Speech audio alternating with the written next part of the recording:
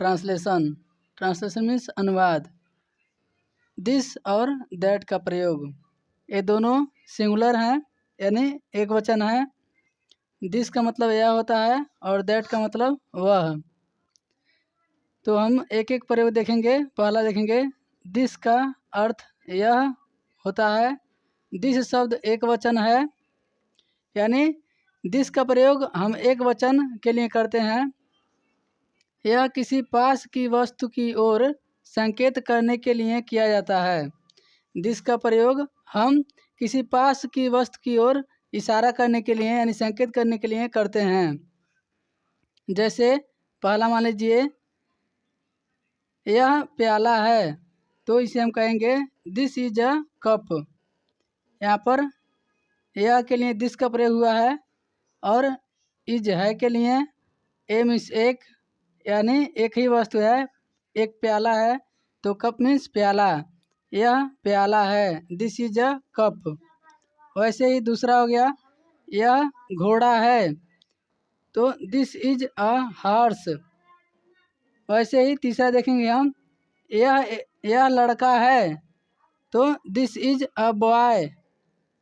चौथा देखेंगे, यह पंखा है, this is a fan.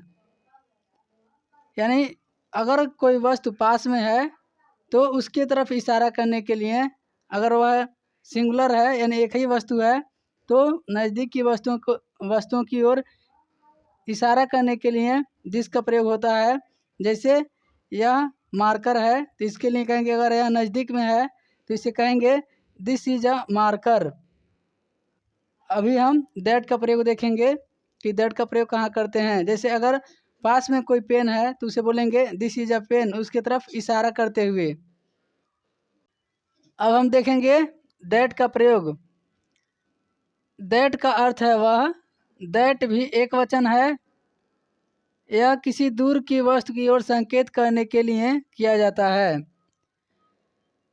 That का अर्थ होता है वह। दैट भी एक वचन है। जिस तरह से दिस एक वचन है वैसे ही दैट भी एक वचन है।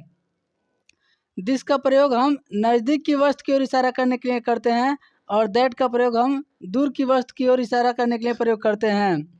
यह दोनों एक वचन के साथ प्रयोग होता है, दिस और दैट का। दिस नज़दीक की वस्तु की ओर के लिए किया जाता है और दैट का प्रयोग दूर की वस्तु की ओर के लिए। अब हम देखेंगे, जैसे वह कुत्ता है, वह का मतलब वैसे ही स्पष्ट हो रहा है कि वह दूर है, ठीक। तो वह कुत्ता है तो उसके लिए दैट इज अ डॉग। दूसरा देखेंगे, वह मेज है।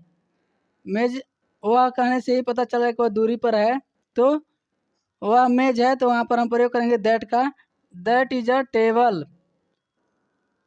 तीसरा देखेंगे, वह किताब है, दैट इज अ बुक। चौथा देखेंगे, वह पेड़ है, दैट इज अ ट्री। वह कहने से यह स्पष्ट हो जा रहा है कि थोड़ा दूरी पर है, जैसे वह, तो वहाँ पर हम दैट का प्रयोग करते हैं। अब हम दिस और दैट का जो वाक्य है वह कैसे बनाते हैं वह देखेंगे।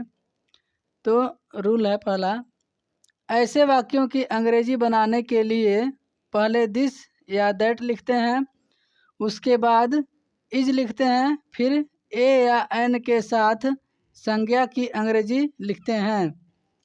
तो पहले हम देखेंगे दिस या दैट, इनमें से कोई एक ही लिखेंगे। अगर यह रहेगा तो दिस, वह रहेगा तो दैट। प्लस इज लिखेंगे, प्लस ए या एन, प्लस नाउन। ए या एन का प्रयोग, अगर ए एन का प्रयोग एक के लिए किया जाता है, अगर कोई एक ही वस्तु है तो हम दिस और दैट का प्रयोग सिंगुलर के लिए करते हैं, तो इसलिए यहाँ ए और एन का भी प्रयोग करते हैं। ए और एन का मतलब भी एक ही होता है। ए का यूज अगर कोई नाउन या ऑब्जेक्ट जो भी है वह वावेल से शुरू हो रहा है तो वहाँ पर एन का प्रयोग करेंगे। अगर कॉन्सोनेंट से शुरू हो रहा है तो ए का प्रयोग करेंगे। जैसे ऑनेस्ट, एच से शुरू होता है लेकिन उसे पढ़ते हैं ऑनेस्ट, तो वहाँ पर हम एन का प्रयोग करेंगे, क्योंकि जो उसका शब्द का उच्चारण है वह मात्रा से हो रहा है तो वहाँ पर एन का प्रयोग करेंगे। वैसे ही हॉर्स है तो हॉर्स ह से शुरू हो रहा है, एच से शुरू हो रहा है और हिंदी में उसे हॉर्स पढ़ रहे हैं उच्चारण उसका, तो वह मात्रा से नहीं है, कॉन्सोनेंट से है, तो वहाँ पर एक का प्रयोग करेंगे। जैसे horse, a dog, a cat. वैसे ही एन का प्रयोग करते हैं, एन एग, एन आउल। ऐसे ही हम ए और एन का प्रयोग करते हैं। तो जब दिस और दैट का प्रयोग हम करते हैं, ऐसे वाक्य बनाते हैं, तो पहले अगर यह है तो दिस लिखेंगे, वह है तो दैट लिखेंगे, प्लस इज प्लस ए या एन प्लस नाउन यानी ऑब्जेक्ट। अब हम एक्सरसाइज करेंगे दिस और दैट का प्रयोग, उसका एक्सरसाइज देखेंगे। पहला है, यह एक कलम है। अब आप इसको बनाइए और देखिए आप बना पा रहे हैं कि नहीं। इसमें देखना है यह और वह, यह दोनों अंतर है। इसमें देखना है कहाँ पर दिस का प्रयोग होगा, कहाँ पर दैट का प्रयोग होगा, कहाँ पर एक का प्रयोग होगा यानी एन का, और कहाँ पर ए का, यह भी देखेंगे हम। इसमें सभी जगह इज का प्रयोग होगा क्योंकि सब एक वचन है, ठीक, इसलिए हम इज का प्रयोग करेंगे। पहला देखेंगे यह एक कलम है, दूसरा देखेंगे वह एक लड़की है, तीसरा यह कॉपी है, चौथा वह एक घड़ी है, पांचवा यह एक घर है, छठा वह एक सेब है, सातवां वह एक हाथी है, आठवां यह कुर्सी है। तो उम्मीद है आपको यह समझ आया होगा कि दिस का प्रयोग कहाँ करते हैं और दैट का प्रयोग कहाँ करते हैं। तो अब आप यह एक्सरसाइज को सॉल्व करिए।